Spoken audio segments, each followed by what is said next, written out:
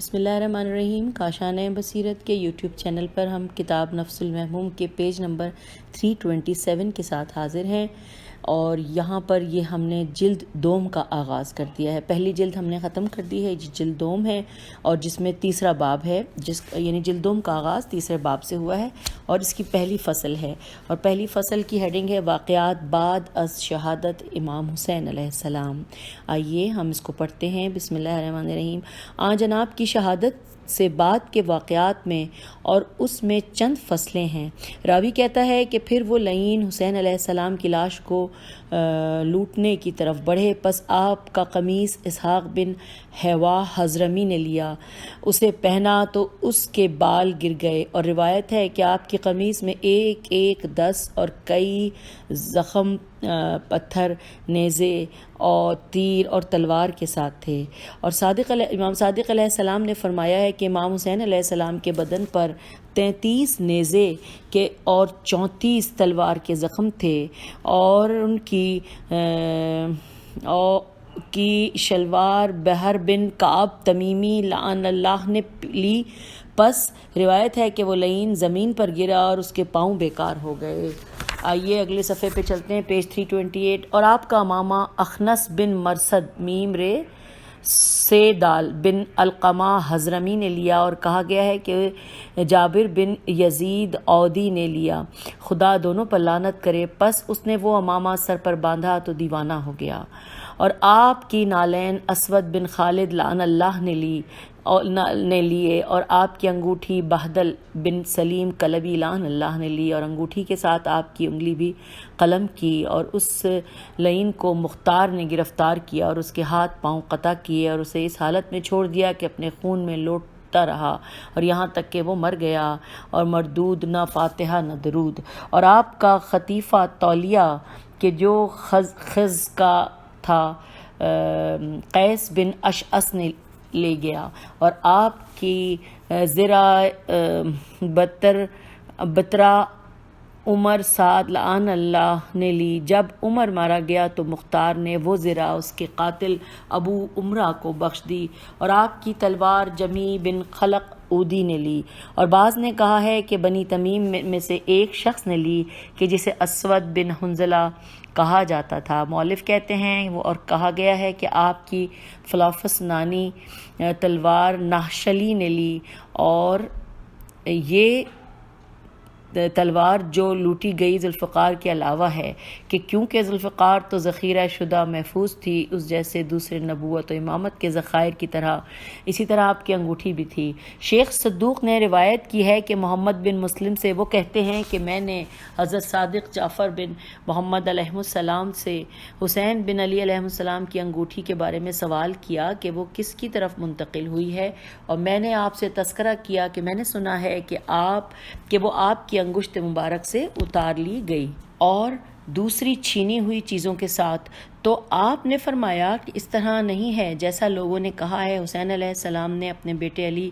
بن الحسین کو اپنا وصی بنایا تھا، اور اپنی انگوٹھی ان کی انگلی میں پہنائی تھی، اور اپنا امرامات ان کے امر امات، یہ پتہ نہیں چل رہا سامعین یہ کیا ہے، میں اس کی ہجے کرتی ہوں، اور الف پہ نون الف، الف میم رے، الف میم تے ان کے سپرد کیا تھا، جیسا کہ رسول اللہ صلی اللہ علیہ وآلہ وسلم نے امیر المومنین کے ساتھ کیا، اور امیر المومنین نے حسن علیہ السلام کے ساتھ کیا، اور حسن علیہ السلام نے حسین علیہ السلام کے ساتھ کیا تھا. اس کے بعد وہ انگوٹھی میرے باپ کی طرف منتقل ہوئی، ان کے باپ کے بعد، اور ان سے پھر میری طرف منتقل ہوئی، اور میرے پاس ہے، اور میں ہر جمعے کو اسے پہنتا ہوں اور اس کے ساتھ نماز پڑھتا ہوں. محمد بن مسلم کہتے ہیں پس میں جمعے کے دن آپ کی بارگاہ میں حاضر ہوا جبکہ آپ نماز پڑھ رہے تھے. جب آپ نماز سے فارغ ہوئے تو اپنا ہاتھ میری طرف بڑھایا، پس میں نے آپ کی انگلی میں ایک انگوٹھی دیکھی کہ جس کا نقش لا الہ الا اللہ عدت لق اللہ. تو آپ نے فرمایا یہ میرے جد امجد ابو عبداللہ حسین بن علی علیہ السلام کی انگوٹھی ہے. پیج 329. اور روایت ہے جیسا کہ صدوق کی امالی اور روضۃ الوازین میں ہے کہ حسین علیہ السلام کا گھوڑا آگے بڑھا یہاں تک کہ اس نے اپنی گردن کے بالوں اور پیشانی کو خون حسین علیہ السلام سے رنگین کیا اور وہ ہنستا تھا۔ پس رسول زادیوں نے اس کے ہنہنانے کی آواز سنی تو باہر نکل آئیں، اور تو وہ اچانک انہیں گھوڑا سوار کے بغیر نظر آیا۔ پس انہوں نے جان لیا کہ حسین شہید ہو گئے ہیں۔ اب بریکٹ میں آگے لکھا ہے کہ مدینۃ المعاجز میں ابن شہر عاشوب سے اس نے کہا ہے کہ ابو مخنف نے جلودی سے روایت کی ہے کہ جب حسین علیہ السلام زمین پر گرے تو گھوڑا آپ کی حمایت میں دفاع کرتا اور گھڑ سوار پر کود کر اسے زین سے گرا کر روند ڈالتا، یہاں تک کہ اس گھوڑے نے 40 افراد کو قتل کر دیا۔ پھر اس نے اپنی پیشانی خون حسین سے رنگی اور خیمے کی طرف بڑھا اور وہ بلند آواز میں ہنہناتا اور اگلے پاؤں پر مارتا تھا۔ یہاں بریکٹ کلوز ہو گیا۔ اور صاحب مناقب اور محمد بن ابو طالب سے روایت کی ہے کہ حسین علیہ السلام کا گھوڑا آگے بڑھا اور وہ لشکر کے درمیان سے نکل گیا تھا کہ کہیں پکڑ نہ لیا جائے۔ پس اپنی پیشانی حسین صلوات اللہ علیہ کے خون پر رکھ دی، پھر دوڑتا ہوا خواتین عصمت کے خیمے کی طرف گیا اور ہنہناتا اور خیمے کے پاس اپنا سر زمین پر مارتا تھا، یہاں تک کہ وہ مر گیا۔ پس جب حسین علیہ السلام کی بہنوں، آپ کی بیٹیوں اور اہل خانہ نے گھوڑے کو دیکھا کہ اس پر کوئی نہیں ہے تو کریا اوزاری کی آواز بلند کی اور جناب ام کلثوم نے اپنا ہاتھ اپنے سر کے اوپر رکھ کر پکارا کہ اے محمد، اے نانا، اے نبی اکرم، اے ابو القاسم، اے علی اکبر، اے علی، اے جعفر، اے حمزہ، اے حسن۔ یہ حسین چٹیل میدان میں کربلا کی زمین میں گر پڑا، جس کا سر پس گردن جدا کیا گیا ہے، جس کا امامہ اور ردا اتار لی گئی ہے۔ اور اس روایت میں ہے کہ جو ناحیہ مقدسہ سے مروی ہے کہ آپ کا گھوڑا تیزی سے خیام کی طرف ہم ہما کرتے ہوئے روتے ہوئے دوڑ رہا تھا۔ پس جب خواتین نے گھوڑے کو گرفتار مصیبت دیکھا اور اس پر زین جھکی ہوئی دیکھی تو پردوں سے باہر آئیں، جبکہ ان کے بال کھلے تھے، رخساروں پر پیٹ رہی تھیں، چہرے کھلے ہوئے تھے اور واہ ویلا واہ مصیبتہ پکار رہی تھیں، اور عزت کے بعد ذلیل ہوئی تھیں اور تیری مقتل کی طرف بڑھ رہی تھیں۔ اور شمر آپ کے سینے پر سوار تھا اور اپنی تلوار آپ کی گردن پر رکھے تھا اور ہاتھ سے آپ کی ریش مبارک کو پکڑے ہوئے تھا اور ہندی تلوار سے آپ کو ذبح کر رہا تھا۔ آپ کے ہوا سے عالم سکون میں اور آپ سانس ڈوب چکے تھے اور آپ کا سر اس نے نیزے پر سوار کیا۔ پیج 330، یہاں سے دوسری فصل کا آغاز ہوتا ہے جس کی ہیڈنگ ہے تاراجی خیام، اور حسین کے خیموں کو لوٹنا اور اس پر خواتین کا فریاد و مذبح کرنا۔ آئیے پڑھتے ہیں۔ سید نے کہا ہے اور ایک خاتون حسین علیہ السلام کے خیام کی طرف سے آئیں تو ایک شخص نے ان سے کہا کہ اے اللہ کی کنیز، تمہارے آقا و سردار شہید ہو چکے ہیں۔ تو اس کنیز نے کہا، پس میں اپنی مختومہ کے پاس گئی اور میں چیخ رہی تھی، پس سب خواتین میرے سامنے کھڑی ہو گئیں اور فریاد کرنے لگیں۔ راوی کہتا ہے کہ وہ لوگ آل رسول صلی اللہ علیہ وآلہ وسلم اور بطول کی آنکھوں کی ٹھنڈک کے خیموں کو لوٹنے میں ایک دوسرے پر سبقت کر رہے تھے، یہاں تک کہ وہ کسی خاتون کی پشت سے اوڑھنی کھینچتے تھے، اور آل رسول کی شہزادیاں اور اہل حرم نکلی جو رونے میں ایک دوسرے کے ساتھ دیتی اور حامی اور دوسروں کے فراق میں مذبح و گریہ کرتی۔ حمید بن مسلم کہتا ہے کہ میں نے بکر بن وائل قبیلے کی ایک عورت کو دیکھا جو اپنے شوہر کے ساتھ عمر سعد کے لشکر میں تھی۔ جب اس نے دیکھا کہ وہ لوگ حسین علیہ السلام کی خواتین اور ان کے خیام میں گھس گئے ہیں اور وہ انہیں لوٹ رہے ہیں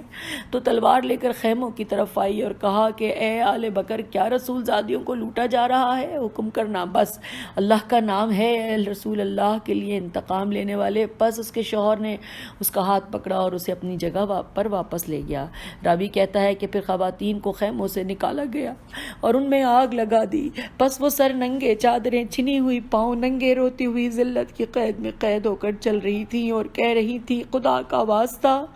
ہمیں حسین علیہ السلام کی مقتل سے گزارنا۔ پس جب خواتین نے شہداء کو دیکھا تو چیخ و پکار بلند کی اور اپنے چہرے سے پیٹنے لگی۔ راوی کہتا ہے کہ خدا کی قسم میں زینب بنت علی علیہ السلام کو نہیں بھولتا، وہ حسین پر ندبہ کر رہی تھیں اور دردناک آواز اور محزون دل سے پکار رہی تھیں کہ اے محمد، آپ پر ملائکہ آسمان سے یا آسمان کے مالک سے صلوات بھیجتی ہیں۔ یہ حسین خون میں لت پت ہیں، اعضاء کٹے ہوئے، آپ کی بیٹیاں قیدی ہیں بارگاہ خداوندی میں محمد مصطفیٰ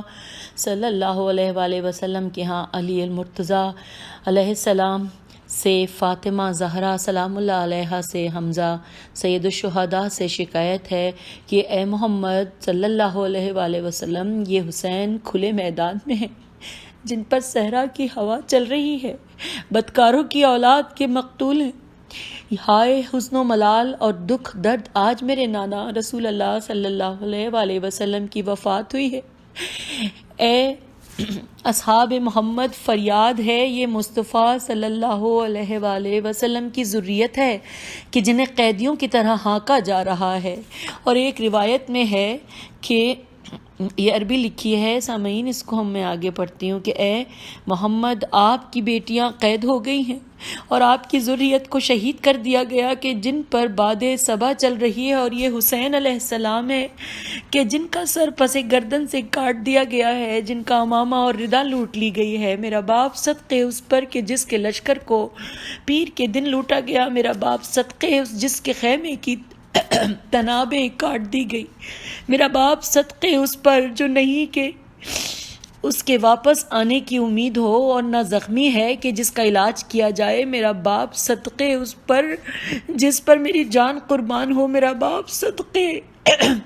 اس پر جو مرتے دم تک محموم اور دکھی رہا، میرا باپ صدقے اس پر جو پیاسا اس دنیا سے چلا گیا، میرا باپ صدقے اس پر کہ جس کی داڑھی سے خون کے قطرے گرتے تھے، میرا باپ اس پر صدقے جس کا نانا محمد مصطفیٰ صلی اللہ علیہ وآلہ وسلم، میرا باپ صدقے اس پر کہ جس کا نانا خدائے آسمان کا رسول ہے، اور میرا باپ صدقے اس پر جو نبی ہادی کا نواسا ہے، میرا باپ صدقے اس پر کہ جو محمد مصطفیٰ اور قطیعۃ الکبریٰ علی المرتضیٰ زہرا سیدۃ النساء کا بیٹا ہے، اور اس کا بیٹا ہے جس کے لیے سورج پلٹ آیا یہاں تک کہ اس نے نماز پڑھی۔ راوی کہتا ہے کہ پس آپ نے ہر دوست و دشمن کو رلا دیا، پھر سکینہ نے اپنے باپ حسین علیہ السلام کے بدن کو گلے لگایا تو بدوؤں کی جماعت اکٹھی ہوئی کہ جنہوں نے اسے کھینچ کر لاش سے جدا کیا۔ اور مصباح کف امی میں ہے کہ جناب سکینہ کہتی ہیں کہ جب حسین علیہ السلام شہید ہو گئے تو میں نے انہیں گلے لگا لیا، پس مجھ پر غشی کی حالت طاری ہوئی تو میں نے آپ کو کہتے ہوئے سنا کہ میرے شیوں جب میٹھا پانی پیو تو مجھے یاد کرنا، یا کسی مسافر یا شہید کا سنو تو مجھ پر مصباح کرنا۔ میں گھبرا کے اٹھ کھڑی ہوئی کہ جب آنکھوں کی پلکیں زخمی ہو گئی تھیں اور اپنے رخسار پیٹنے لگی۔ پیج 333، تیسری فصل پہ ہم پہنچ گئے ہیں سامعین۔ کتاب پڑھتے ہوئے میں نے بہت کوشش کر رہی ہوں کہ میں اپنی آواز کو کنٹرول کر سکوں، لیکن یہ بہت مشکل ہو رہا ہے، لیکن میں پوری کوشش کر رہی ہوں کہ الفاظ آپ تک صحیح پہنچ سکیں، اور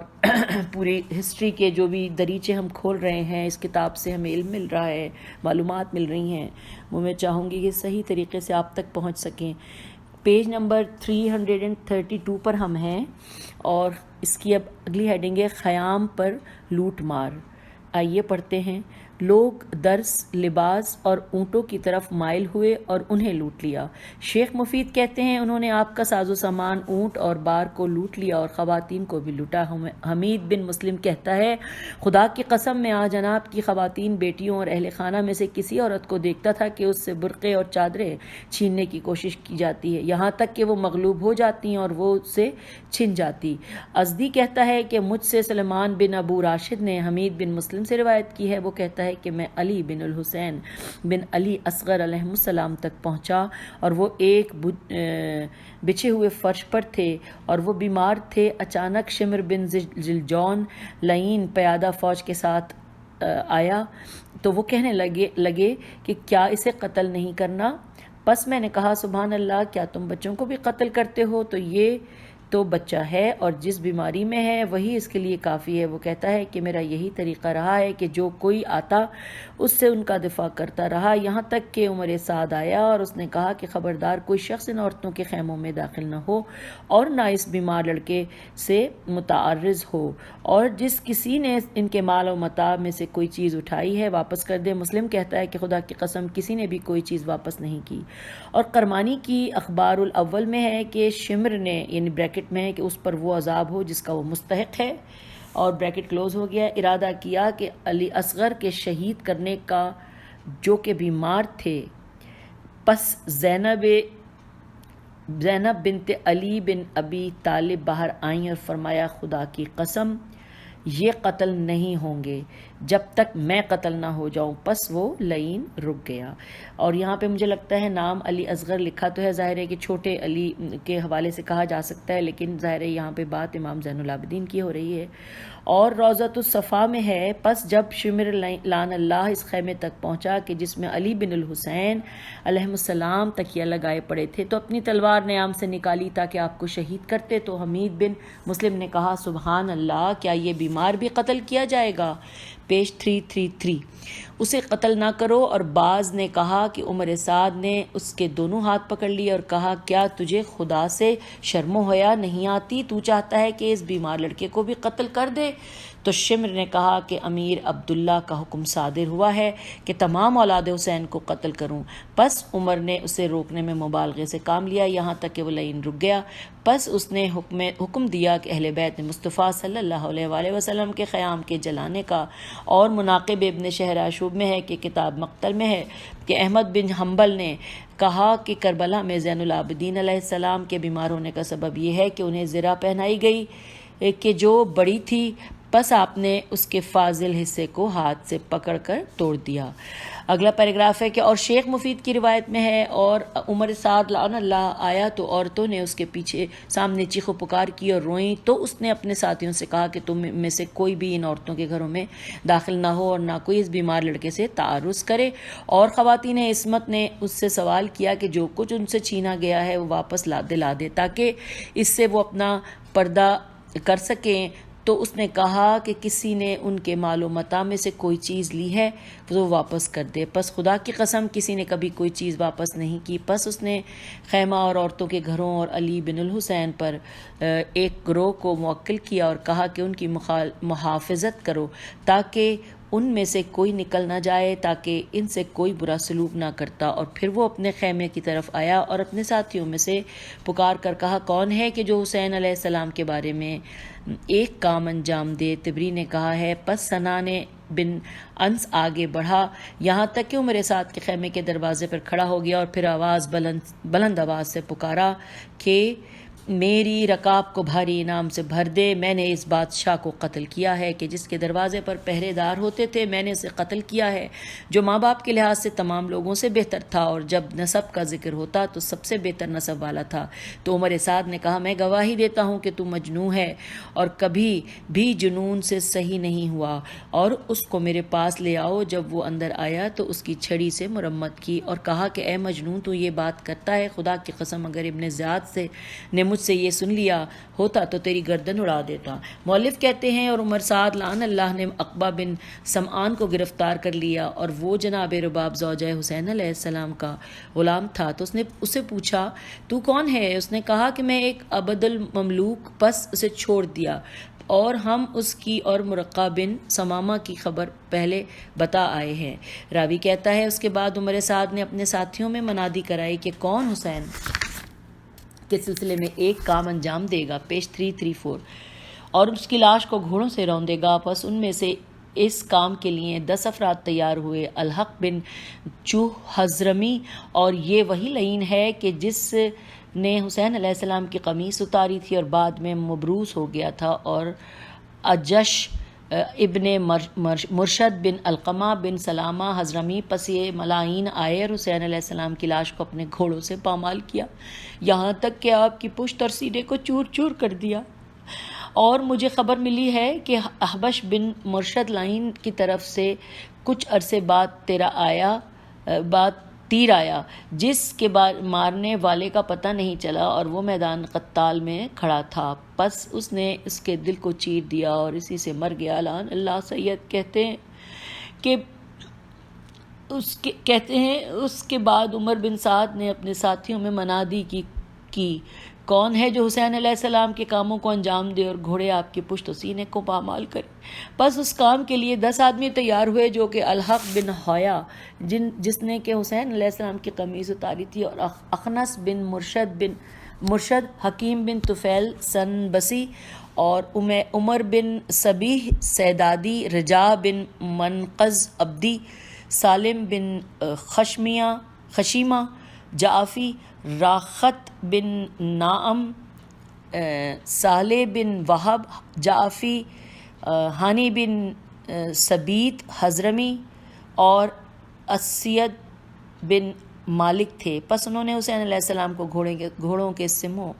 سموں سے روندا یہاں تک کہ ان کا سینہ اور پشت چور چور کر دی۔ راوی کہتا ہے کہ یہ 10 افراد آئے، یہاں تک کہ ابن زیاد کے پاس آ کر کھڑے ہوئے تو اسید بن مالک نے، جو کہ 10 میں سے ایک تھا، ان پر خدا کی لعنتیں نازل ہوں، ہم نے سینہ پشت کے بعد اب یہ انورٹڈ کاما میں لکھا ہے کہ ہم نے سینہ پشت کے بعد چور چور کیا ہر تیز رو گھوڑے سے کہ جس کی جوڑی قوی تھے، انورٹڈ کاما کلوز۔ تو ابن زیاد نے کہا تم لوگ کون ہو؟ تو انہوں نے کہا کہ ہم وہ ہیں کہ جنہوں نے اپنے گھوڑوں سے حسین علیہ السلام کی پشت کو روندا یہاں تک کہ ان کے سینے کی ہڈیاں پیس دی۔ راوی کہتا ہے کہ پس اس نے ان کے لیے تھوڑے سے انعام کا حکم دیا۔ ابو عمر زاہد کہتا ہے کہ پس ہم نے ان 10 افراد کے بارے میں غور و فکر کیا تو ان سب کو حرام زادہ پایا اور انہیں مختار نے گرفتار کیا تھا اور ان کے ہاتھ پاؤں میں لوہے کی میخیں گاڑی اور گھوڑوں سے انہیں زندہ پامال کیا یہاں تک کہ وہ مر گئے۔ پیج 334 پہ یہ ختم ہوا۔ اگلی ہم اب چوتھی فصل پڑھیں گے پیج 335 سے۔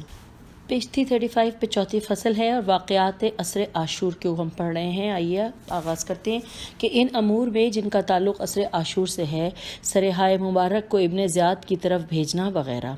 مؤلف کہتے ہیں کہ اس کے بعد عمر بن سعد لعن اللہ نے عاشور کے ہی دن امام حسین علیہ السلام کا سر خولی بن زید اصحبی اور حمید بن مسلم ازدی کے ہاتھ عبید اللہ بن زیاد کی طرف بھیجا اور آپ کے اصحاب اور اہل بیت کے سروں کے بارے میں حکم دیا کہ انہیں کاٹا جائے، اور وہ بہتر سر تھے اور انہیں شمر بن ذی الجوشن، قیس بن اشعث، عمرو بن حجاج اور عزرا عزرا بن قیس کے ہاتھ بھیجا اور وہ انہیں لے کر ابن زیاد کے پاس پہنچے۔ طبری کہتا ہے کہ خولی بن یزید امام حسین علیہ السلام کا سر لے کر بڑھا، پس قصر العمارہ کے ارادے سے چلا، پس قصر کے دروازے کو بند پایا تو وہ اپنے گھر میں آیا تو اسے تغار، تے غین اور غین پہ تشدید ہے اور الف اور رے کے نیچے اپنے گھر میں رکھ دیا، اور اس کی بیویاں تھیں، ایک بنی اسد میں سے اور دوسری حضرمیوں میں سے، کہ جس کا نام نوار بنت مالک بن اقرب تھا، اور وہ رات حضرمیہ کی نوبت کی رات تھی۔ حشام کہتا ہے پس مجھ سے نواز بنت مالک سے میرے باپ نے بیان کیا، وہ کہتی ہے کہ خولی حسین علیہ السلام کا سر لے کر آیا اور اسے گھر میں تغار، یعنی بریکٹ میں لکھا ہے تشت کی طرح کا ہوتا ہے، اس کے نیچے رکھ دیا، پھر کمرے کے اندر آیا اور اپنے بستر کی طرف آیا تو میں نے اس سے کہا کیا خبر ہے، تمہارے پاس کیا ہے؟ تو وہ کہنے لگا میں زمانے کی تبنگری اور غنی لے کر آیا ہوں، یہ حسین علیہ السلام کا سر گھر میں تمہارے پاس ہے۔ وہ عورت کہتی ہے میں نے کہا ویل و ہلاکت ہو تیرے لیے، لوگ سونا اور چاندی لے کر آئے ہیں اور نواز رسول کا تو سر لے کر آیا ہے؟ نہیں، خدا کی قسم تیرا اور میرا سر ایک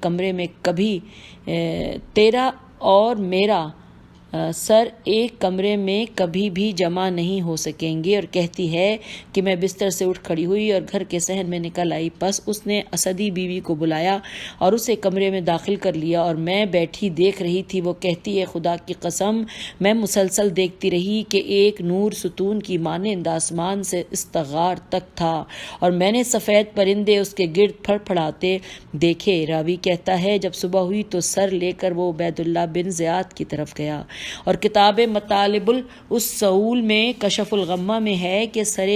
حسین علیہ السلام کا حامل و اٹھا کر ابن زیاد کی طرف لے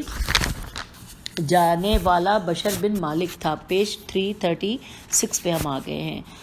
جب اس نے آپ کا سر عبید اللہ بن زیاد لعین کے سامنے رکھا، اب یہ آگے عربی کی 3-4 لائنیں ہیں تو میں اس کی آگے اردو پڑھتی ہوں کہ میری رکاب کو سونے چاندی سے بھر دے، میں نے پردوں